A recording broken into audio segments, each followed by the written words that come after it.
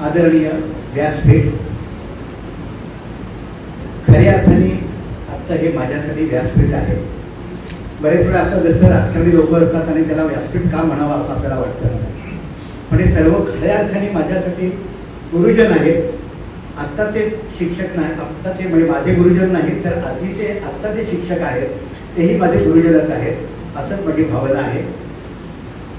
आदरणीय साळवे सर, करुणाताई पाटील, आमरस sir, पेडसे madam आणि बाकी तिथे शिक्षक ज्यांचा गौरव झाला ते माझे प्रिय शिक्षक अविनाश बर्वे सर, सुबोध देशपांडे सर.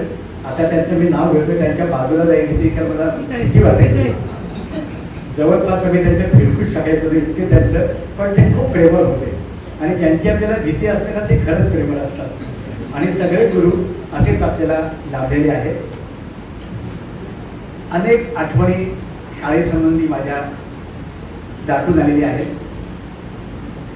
जेव्हा अविनाश बर्वे सरांचा मला फोन आला की असंच शाळेमध्ये गुरुपौर्णिमेचा कार्यक्रम आहे आणि तो गुरुपौर्णिमेच्या दिवशीच असतो. आता सकाळी मी कार्यक्रम आपला आहे इकडे म्हणून माझ्या सगळ्या विद्यार्थ्यांना 5 वाजता बोलवलं होतं पहाटे. 5 ते 9 माझे जवळजवळ 45 विद्यार्थी येऊन गेले. दुपारी मला 3 वाजता सेन्सॉर बोर्डाची मीटिंग आहे, ती आटपून मग 7 नंतर परत सगळे विद्यार्थ्यांनी. सांगायचं तात्पर्य की जेव्हा बर्वे सरांचा फोन आला मी आधी विचार केला, मी म्हटलं बर्वे सरांना होतं म्हणतोय मी, परंतु नेमकं त्यावेळी जर का दिल्लीचं आमंत्रण असेल राष्ट्रपती पुरस्काराचं तर काय करायचं. जेव्हा सरांचा फोन आला, बाजूला स्वरांची माझी कन्या उभी होती, ती बर्वे मॅडमचीच विद्यार्थी सरस्वती माझी, त्यामुळे अर्थातच संस्कारी. ती म्हणाली अहो सरांना लगेच हो म्हणा ना, हे काय करतायत.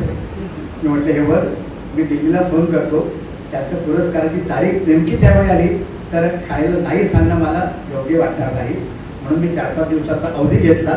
आणि मग दिल्लीहून जेव्हा मला आलं की हे फंक्शन 13 ऑगस्टला आहे, म्हणजे 15 ऑगस्ट अलीकडे 2 दिवस राष्ट्रपती भवनात, तेव्हा मी लगेच सरांना सांगितलं आणि शेळगे मॅडम आणि बोडे मॅडमना की मी 13 ऑगस्ट आपला आज 29 तारखेला गुरुपौर्णिमेला नक्की येतोय आणि आज साक्षात तुमच्यासमोर आलेलो आहे. शाळेमध्ये येताना मुख्य म्हणजे आनंद असतो ते आजी माझी विद्यार्थी भेटतात, आजी माझे शिक्षक भेटतात. आत्ताचे शिक्षक कशा प्रकारे कार्य करतायत, त्यांना उत्तम उत्तम पुरस्कार आपल्या हातून मिळतात. या शाळेमध्ये आतापर्यंत मला कोणी मराठी सर असं म्हटलंच नव्हतं, कारण सगळे सर बाजूला होते. आज प्रथम मी ऐकलं की मराठी सर असं मला होतं. अर्थात तो माझा सन्मान नाही, तर गुरुजन माझ्यासमोर बसलेले आहेत आणि आजचा जो म्हणजे खास करून यावर्षीचा पुरस्कार मिळाला मला संगीत नाटक अकॅडमी रंगभूमीचा, आणि त्यानिमित्त शाळेने माझा छोटासा सत्कार ठेवला. आणि हा जो पुरस्कार आहे तो माझ्या गुरुजनांप्रमाणे ज्या माझ्या शाळेतल्या सगळ्या शिक्षकांनी माझ्यावरती प्रचंड संस्कार केले त्या गुरुजनांना हा मी अर्पण करतो. गुरु हा नेहमी चांगलंच मार्गावरती आपल्याला पाठवत असतो. माझंच उदाहरण घ्या, मी संगीत नाटक अकॅडमीकडे वळलो. माझ्या वर्गामध्ये सुवर्णचोला मी नाटक करायचो. मी कृष्णाची भूमिका, माझा भाऊ नारद आणि बलराम असायचा निखिल वागळे. एकच वर्गातली आम्ही, पण त्याचा मार्ग कुठे गेला, आमचा मार्ग कुठे गेला. म्हणजे गुरु योग्य मार्गावरती दाखवत असतो, तुम्ही त्या मार्गावरून चालायचं की नाही ते आजूबाजूची मित्रमंडळी आणि संस्कार ठरवत असतात. म्हणजे तो काय वाईट मार्गावरती नाही, चांगल्याच मार्गावरती आहे. मला एक कौतुक करायचं आहे, ते म्हणजे या आधी शाळेतल्या मुलींनी म्हटलेलं सुरामध्ये गायलेलं स्वागत गीत खूप छान. आणि काय असतं, एखादा गायक इथे प्रमुख अतिथी म्हटल्यानंतर थोडं टेन्शन येतं मुलांना की अरे बापरे आपला सूर हल्ला तर, वाद्य काही गडबड झाली तर. पण सगळ्या मुलांनी सुंदर म्हटलं. त्याच्यानंतर ती पहिली मुलगी कोण काय ना मैथिली, बापरे ती बोलत असताना मला वाटलं मला काही बोलता येणार नाही. म्हणजे पहिली बॅटिंग तिने केली आणि शेवटची मॅच जिंकून देणारे साळवे सर. त्यांच्या आणि माझ्यामध्ये एकच साम्य आहे, माझ्या कार्यक्षेत्रामध्ये षड्ज म्हणजे 6 आहे आणि त्यांच्या आडनावामध्ये पहिलाच सा आहे. त्यामुळे त्यांचा देखील वक्तृत्वामध्ये अतिशय सुंदर त्यांचा सूर लागतो, असं मी अनेक वेळा अनुभवलेलं आहे. ते काय, काँग्रेस सर काय, अनेक वक्तृत्व चांगले आहेत. मैथिली कुठे ती आहे ना, तिने उभं एकदा पुन्हा माझ्याकडून कौतुक घ्यावं, नंतर मी त्याला एक बक्षीस देणार आहे, नंतर बक्षीस देणार आहे. गुड. मी तुम्हाला एक विनंती करतो. आता 4 दिवसापूर्वीच प्राचार्य शिवाजीराव भोसले यांची जन्मशताब्दी सुरू झालेली आहे. तर शाळेने पुढाकार घ्यावा आणि ठाण्यातल्या शाळांची किंवा आपल्या शाळेची आधी वक्तृत्व स्पर्धा घ्यावी. आणि तत्पूर्वी शिवाजीराव भोसल्यांचं फक्त भाषण इथे मुलांना ऐकायला खास बोलवावं. वक्तृत्व काय असतं, म्हणजे त्यांनी सावरकरांचं, स्वातंत्र्यवीरांचं अनेकांनी वर्णन केलेलं आहे, बरोबर आहे. पण शिवाजीराव भोसल्यांनी एका वाक्यामध्ये त्यांचं वर्णन केलं. स्वातंत्र्यवीर सावरकर म्हणजे ज्यांच्या करांनी देशाला सावरलं, ते सावरकर, स्वातंत्र्यवीर सावरकर. तर अशी वक्तृत्व स्पर्धा आपण नक्की घेऊया. माझी काही मदत लागली, इथे अनेक आहेत. या शाळेमध्ये अनेक विद्यार्थी, म्हणजे मी खरंच त्यांच्यापुढे सामान्य आहे. सर्वोच्च विद्यार्थी आपले म्हणजे अभयजी ओक आणि मला वाटतं हेमचंद्र प्रधान आणि अनेक असतील. आणि या सर्व गुरुजनांनी त्यांना घडवलेलं आहे. आणि त्यापैकी काही गुरुजन आता माझ्यासमोर मला भेटतायत, मला दिसत आहेत. हे माझं आज मी भाग्य असं समजतो. मोह विद्यालय, मगाशी छलवी चाललो होतो, कोणाला वाटतं छल कपट वगैरे या शाळेमध्ये चालतं की काय. ते छलवी म्हणजे छबिलदास लल्लूभाई विद्यालय, जिथे प्रत्यक्ष वक्तृत्व ज्यांचं आणि 14 संगीत नाटकं लिहिली असे विद्याधर गोखले देखील शिकवायला होते. त्यांची पत्नी शिकवायला होती. आणि ज्यावेळी मी ठाण्यामध्ये 1968 राहायला आलो, त्यावेळी मी राजा शिवाजी विद्यालय म्हणजे किंग जॉर्ज हायस्कूल त्यावेळेचं, त्या शाळेमध्ये होतो. बाबांनी त्याला विचारलं कोणत्या शाळेमध्ये मुलांना घालू, तर ते म्हणाले कोणत्या शाळेचं नाही, फक्त एमएच हायस्कूल महाविद्यालयामध्ये घाला, बाकी विचारच करू नका. म्हणून आम्ही या शाळेमध्ये आलो. आणि त्यावेळी SP कुलकर्णी, वीरा परांजपे, BC परांजपे, त्याच्यानंतर सामंत सर, त्यांचा एक किस्सा सांगतो बरं का, छान किस्सा आहे. त्यावेळी काय होतं, इकडचं गेट आहे ना ते फक्त मुलींसाठी होतं आणि इकडचं गेट मुलांसाठी. अजून तसंच आहे, कारण मी त्या गेटने याचा विचार करत होतो, चालतं ना आता असं काही. तर त्यावेळी इकडच्या गेटचा काहीतरी प्रॉब्लेम झाला होता आणि बाहेरच्या रस्त्यावरती अपघात झाला होता. त्यामुळे ट्रक आडवा पडला होता आणि त्यामुळे आम्ही एक 10-15 मुलं त्या ट्रकच्या पलीकडे अडकून बसलो. आम्हाला शाळेपर्यंत पोहोचताच येत नव्हतं. शाळेमध्ये आलो, समोर सामंत सर छडी घेऊन उभे आणि BC परांजपे. सामंत सरांनी हात पुढे करा. मी सगळ्यांनी छड्या खाल्ल्या आणि त्यांचं आधीच होतं, कारणं सांगायची नाही. एक मुलगा नेहमी रोज सांगायचा, सर पोटात गडबड होती, त्याला शेवटच्या क्षणी जायला लागलं, काहीही कारण सांगायची नाही, असं त्यांचं अट होती. त्याच्यात सगळ्यांनी मी छड्या खाल्ल्या. आणि तेवढ्यात बर्वेसारखा कोणतरी धावत आलं आणि म्हणाले अहो त्यांना मारू नका, अहो तिकडे ॲक्सिडेंट झालाय, त्यामुळे ती मुलं उशीर आली. अच्छा, मी किती मुलांना मारलं? 10 किंवा 12. त्यांनी 12 छडे स्वतःला मारून घेतले. असे शिक्षक होते. म्हटलं सर असं काय करतं, तुम्हाला माहीत नव्हतं? नाही, मी तुम्हाला मारलं ना, मी स्वतःला शिक्षक आहे. ही शिक्षकांची संस्कार वृत्ती आम्ही त्यावेळी शिकलो आणि ते संस्काराचं धन पुढच्या पिढीपर्यंत, माझ्या विद्यार्थ्यांपर्यंत पुढे करतो. मला जे जे गुरु लाभले ना ते महानच होते. म्हणजे संगीतातले त्यांनी सांगितले, पण डॉक्टर जयंत नारळीकरांचा 32 वर्ष सहवास मला मिळाला. म्हणजे विद्या विनयनं शोभते ही उक्ती जणू काही त्यांच्याकरताच लिहिलेली आहे. असंच मला प्रत्येक भेटीमध्ये वाटायचं की किती नम्र असावं माणसाने. जागतिक कीर्तीवर इंग्लंडमध्ये एक गणिताची एक्झाम होते. 600 पैकी यांना 596 गुण मिळाले होते आणि अजून तो रेकॉर्ड 560च्या पुढे गेलेलं नाहीये. ती एक्झाम त्यांनी दिली होती. असे डॉक्टर जयंतराव नारळीकर. मी डॉक्टर म्हणतो पण ते स्वतःला कधीही डॉ लावत नसत. सहीमध्ये फक्त जयंत नारळीकर. असे नारळीकर काय, परवा माझा सत्कार झाला माशेलकर सरांच्या हस्ते, त्यांचे ते पण किती नम्र. त्याच्यानंतर अब्दुल कलामांनी मला 1 तास दूरदर्शन करता मुलाखत घ्यायला मिळाली. आदल्या दिवशी मुलाखत घेणारी एक महिला होती. ती म्हणाली नाही मला भीती वाटते, मी नाही घेऊ शकत. तेव्हा ते राष्ट्रपती नव्हते बरं का, 1994ची गोष्ट. अंतराळ विज्ञानावरती त्यांची मुलाखत घ्यायची होती. म्हटलं ठीक आहे, तुम्हाला काय अडचण नाही, मला फक्त अडचण होती हिंदीची थोडीशी. परंतु म्हटलं ठीक आहे, मी बोलीन. का अब्दुल कलाम म्हणाले माझं पण हिंदी फार चांगलं नाही आहे, तुम्ही मध्ये मध्ये इंग्लिश बोललात तरी चालेल. त्याप्रमाणे ती एक तास मुलाखत घ्यायची मिळाली. म्हणजे अशा मोठ्या लोकांचा आपल्याला जेव्हा सहवास मिळतो ना, त्यावेळी आपण त्यांच्याकडून बरंच शिकत असतो, घडत असतो. आणि नम्रता म्हणजे काय हे त्यांच्याकडून आपल्याला शिकता येतं, या सर्वच गुरुजनांकडून. सांगण्यासारखं माझ्याकडे खूपच आहे. म्हणजे मला शाळेत आल्यानंतर आपण सुतकता आपल्याकडे होती ना, सुतकताई परांजपे सर होते तिकडे. परांजपे सर, आचार्य सरांचा उल्लेख झाला, मराठी सर, सर्व परिचित, म्हणजे असे डोळ्यासमोर सगळे आहेत. आणि त्यांचं बोलण्याची स्टाईल, आम्ही वर्गात नकला करायचो, त्यांना फिशपॉन्ड द्यायचो, ते पण ते ऐकून घ्यायचे.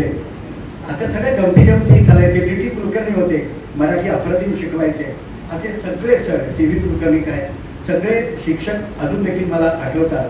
देशपांडे सर तर गणित अप्रतिम शिकवायचे. म्हणजे मला नाही आठवत आमची 10वी 11वी पर्यंत कोणत्या क्लासला गेलो असो, अजिबात नाही. देशपांडे सर मला वाटतं आनंदाश्रममध्ये गणित शिकवायचे. परंतु ते म्हणायचं नाही, तुम्हाला इकडे अडचण येत असेल माझ्या शिकवण्यात तर घरी या. मग आम्ही त्याला क्वेरी विचारायला म्हणून जायचो, पण क्लास म्हणून नाही, कधीच नाही. आणि मला त्यावेळी गेली त्या काळामध्ये 11वीला होतो मी, 75ची शेवटची बॅच. त्यावेळी मला साधारणतः 82-83% मिळाले होते. 11वीला 82 म्हणजे खूप एक फरक आहे. आणि त्यावेळी 10वीची बॅच आमची समांतर आली. त्यामुळे आमच्या ॲडमिशन्स काही म्हणजे योग्य ठिकाणी काही मुलांना जाता नाही आलं. असं अभिरुची मंडळ 50 वर्ष पूर्ण झाली, शाळेला 125 पूर्ण झाली. प्रकाश चिटणीस कुठे गेले का? ठीक आहे, डॉक्टर प्रकाश चिटणीस, त्यांनी देखील हार्मोनियममध्ये डॉक्टरेट केलेली आहे. बरेच शाळेचे असे विद्यार्थी संगीत, विज्ञान अशा क्षेत्रांमध्ये आज देखील कार्य करत आहेत. महत्वाचं मला असं सांगायचं होतं की आपल्या शाळेमध्ये विद्यार्थी तर घडवायचं काम गुरुनी केलंच आहे, पण त्यांच्यावरती योग्य संस्कार म्हणजे नकळत संस्कार गुरु हा आपल्यावरती करत असतो. आता जॉमेट्री तुम्हाला माहिती आहे, म्हणजे सरांना काय सांगायचं, जॉमेट्रीमध्ये आपण व्यास म्हणजे कशाला म्हणतो, वर्तुळाचा, त्याला इंग्लिशमध्ये काय म्हणतो, रेडियस. म्हणजे सर्कमफरन्स जी असते, परिघ, त्यांना दोन्हीला जोडणारी जी व्याख्या असते ती व्यास असते. तो व्यास म्हणजे गुरु. आणि आपण विद्यार्थी आहोत यांचे, म्हणजे आपण काय आहोत, त्रिज्या आहोत. त्याला आपण काय म्हणतो इंग्लिशमध्ये, रेडियस. आणि तो डायमीटर, व्यास म्हणजे डायमीटर आणि त्रिज्या म्हणजे रेडियस. तर आपण शिष्य सगळे आहोत, रेडियस आहोत. आणि आपण व्यासाच्या परिघाकडे जायचा प्रयत्न करतोय. आणि मग एक ना एक दिवस आपण त्या गुरुरूपाला पोचतो. पण म्हणून आधीच्या सर्कमफरन्सवरती जे गुरुजन बसलेले आहेत त्यांना पण विसरायचं नसतं, कारण त्यांनी परिघ आपला मोठा केलेला असतो एकंदर आयुष्यातला. बरंच सांगायचं आहे, पण मी थोडंसं निघून आणलंय काय काही. आता हल्लीच्या काळामध्ये बरीच मुलं तंत्रज्ञान शिकतायत, बरोबर आहे ना, मोबाईल शिकतायत, कॉम्प्युटर शिकतायत, संगणक शिकतायत. परंतु AI म्हणजे काय, आर्टिफिशियल इंटेलिजन्स. मी माझ्या व्याख्यानामध्ये सांगतो आर्यभट्ट इंटेलिजन्स. खरा पहिला आर्यभट्ट, शून्याचा शोध, पायची व्हॅल्यू 22/27. हे सगळे शोध काहीही इक्विपमेंट नसताना, उपकरण नसताना त्यांनी वयाच्या 23व्या वर्षी शोधले होते. म्हणजे आर्यभट्ट हा गणिती भारताचा किती ग्रेट असेल याची तुम्हाला कल्पना येईल. तर आर्यभट्ट इंटेलिजन्स जसा महत्त्वाचा आहे किंवा AI महत्त्वाचा आहे, तसं हल्लीच्या काळामध्ये आपण फक्त माहिती, इन्फॉर्मेशन घेतो, परंतु ज्ञान किंवा नॉलेज आपल्याकडे हळूहळू कमी होत चाललं आहे. शहाणपण, विस्डम तो आणखीन कमी होतोय.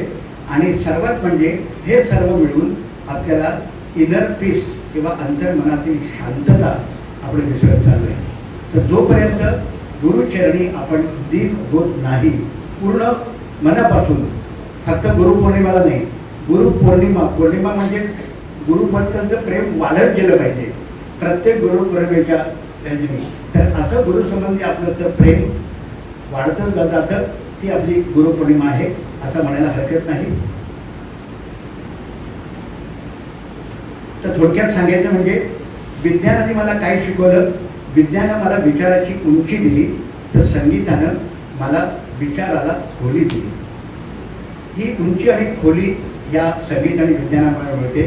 त्यामुळे संगीत आणि विज्ञानाचा एकत्र असा मी अभ्यास अनेक वर्ष करत आहे.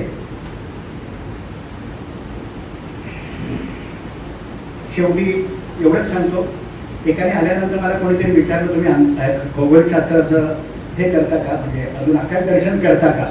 मी करतो, पण आकाश दर्शन जर का तुम्हाला करायचं असेल तर पहिल्यांदा काय तुम्हाला माहिती पाहिजे, आज रास सूर्य कोणत्या राशीमध्ये आहे. कोणाला माहिती आहे?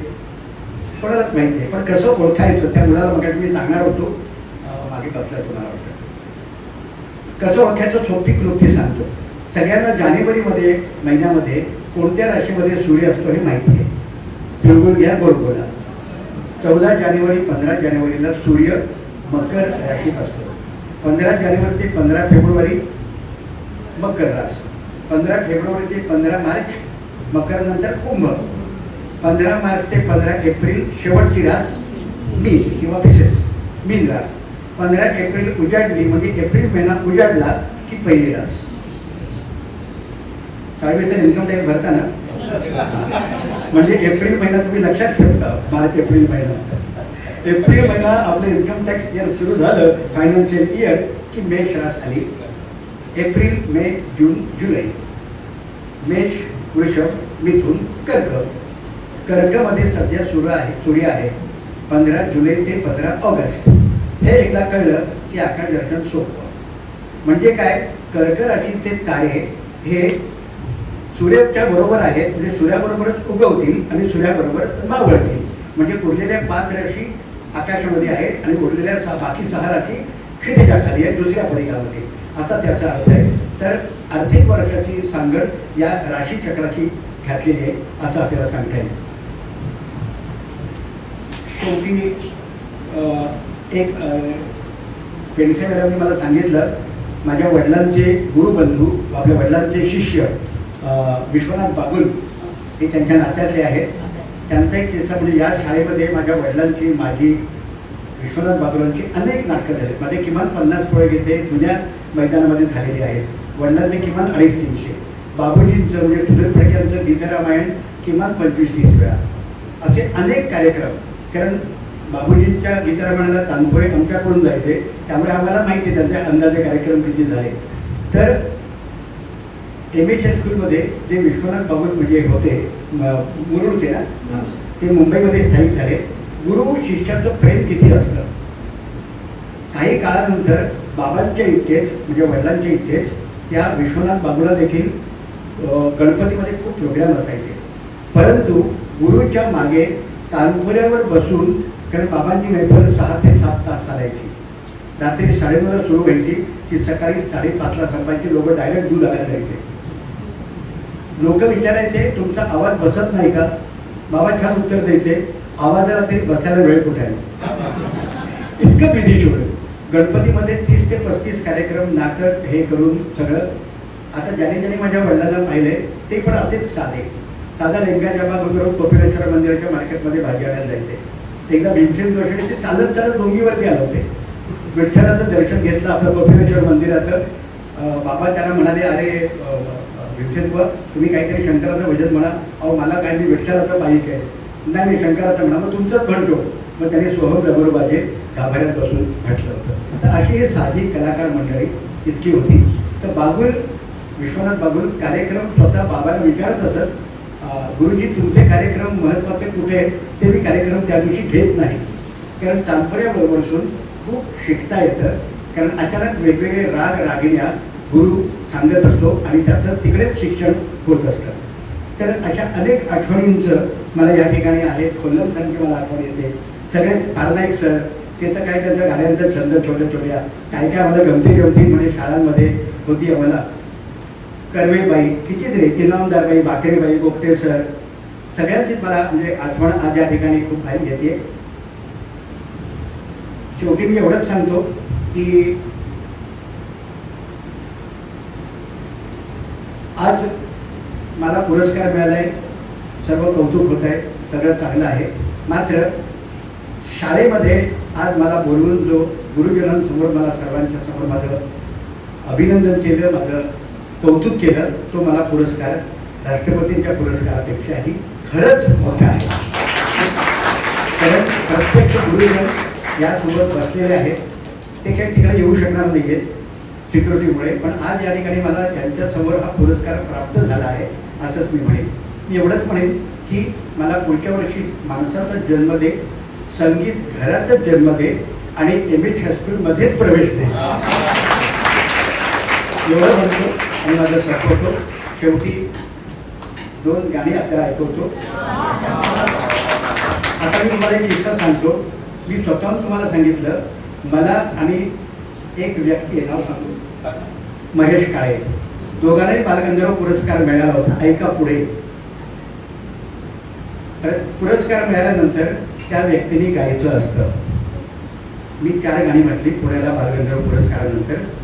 महेश काळे म्हणाले, पुरस्काराच्या रकमेमध्ये मी गात नाही, मी गाणार नाही, वेगळं बांधून देऊन मला बोलवा. मग हे काय संस्कार म्हणायचे गुरूंचे? मग कशाला जितेंद्र अभिषेकींचं नाव काय घेतात? महेश काळेबद्दल मला अजिबात रोष नाही, चांगला गायक आहे, पण अशा लोकांना आपण आयडॉल समजावं का, हे पालकांनी समजून घ्यावं, विद्यार्थ्यांनी समजून घ्यावं. आज देखील आमच्या मनामध्ये जितेंद्र अभिषेकी, माणिक वर्मा, मालिनी राजूरकर, कुमार गंधर्व, मंदारे, महेंद्र कपूर, किशोर कुमार हेच आदर्श आहेत. परंतु त्यांनी आदर्श का ठेवला? कारण त्यांच्या उत्तम संस्कार आणि स्वभावामुळे. मंदारे, महेंद्र कपूर हे माझ्या वडिलांचे गुरुबंधू होते. जगन्नाथ बुवा पुरोहित, भोळी दसांकडे सगळी लोक शिकली माहीमला. तर अशा लोकांचा, गुरूंचा जेव्हा आपल्याला सुगंध लागतो, त्याचवेळी तो कलाकार आणि विद्यार्थी खऱ्या अर्थाने घडला जातो. प्रकरण आहे 22 मार्च 2034, 8 वर्षानंतर. परंतु ते दिसणारे आपल्याला कारगिल आणि POK मधून. परंतु 2034 मध्ये POK नसेल तर HOK असेल, हिंदुस्थान ऑक्युपाइड काश्मीर. आणि त्यावेळी त्या सगळ्या आपल्या काश्मीरमध्ये आपण सगळ्यांनी खऱ्या अर्थाने कारगिलमधून विजय करण्यासाठी हे ग्रहण बघायला जायचं आहे. आता वेळ सांगतो, सकाळी 9:38. पण हे कसं काय मला माहिती, मी नाही कॅल्क्युलेट केलं. एका महान गणिताने कॅल्क्युलेट केलंय. कोण गणिती? लोकमान्य टिळक. त्यांनी शिवग्रहावरती बसून पुढे 500 वर्ष ग्रहण कधी होणार, किती वाजता होणार, ओराईन नावाचा त्यांचा ग्रंथ केसरीच्या याच्यामध्ये मिळतो, आज देखील माझ्याकडे आहे. त्याच्यामध्ये तुम्ही बघू शकाल लोकमान्य टिळकाने केवढं गणिताचा अभ्यास करून ठेवला आहे हे त्याच्यावर तुम्हाला कल्पना येईल. काही लोक म्हणतात, सावी सर म्हणतात, जाऊ कारगिलवर जाऊया, पण मला मुंबईतून माझ्या घरातून कधी दिसेल सांगतो, ती पण तारीख सांगतो. आपण तांबरट सरांबरोबर सगळ्यांनी बघायचं आहे. 3 सप्टेंबर लिहून घेत आहे.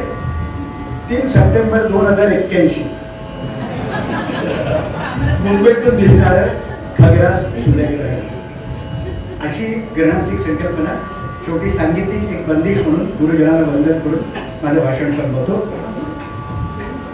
भूप्रागातील बंदिश आहे. मंगल मंगल दिन गये मंगल. थोडी जरा वरती घेतो.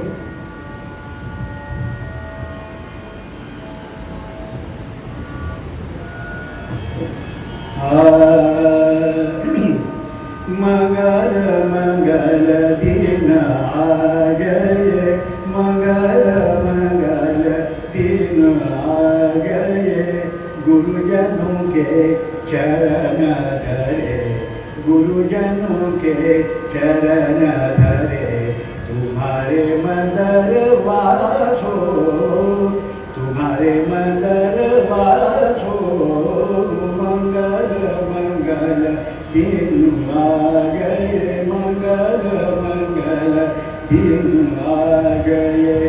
सप्त सुर की चर्चा करे, सप्त सुर की चर्चा करे, राग रूप ताल भेद, राग रूप ताल भेद, गुणी जन सब बगावे, मंगल मंगल दिन आ गए, मंगल मंगल मंगल मंगल दीन